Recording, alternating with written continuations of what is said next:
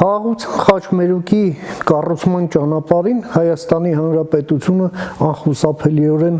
բախվում է եւ բախվելու է մի կարևոր խնդրի։ Այդ խնդրի անունն է ՌԺԴ։ Դա մի խուլիգան կազմակերպություն է, որը նախ թալանել է ինքն իրեն, հենց Ռուսաստանում։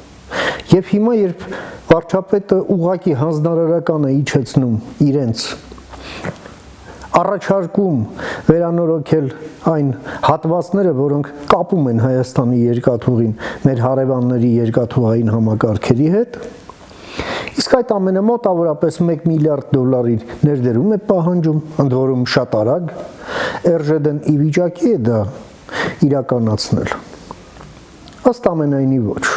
Ամենայն հավանականությամբ ոչ, որովհետև նախ դա այդ կազմակերպությունը չէ, որը կարող է այն ինքնաթալանումից հետո, որը տեղի է ունեցել Ռուսաստանում եւ հիմա նրանք Պուտինից փող են ուզում այդ անցքը փակելու համար, այլև իր պետությունն այն պետությունը չէ, որն ուզում է, որ Հայաստանը փոխկապակցվածություն ունենա իր հարևանների հետ։ Եվ ժամանակն է ուղղակի սա փաստել պետականորեն եւ փնտրել այլ գործընկերոջ։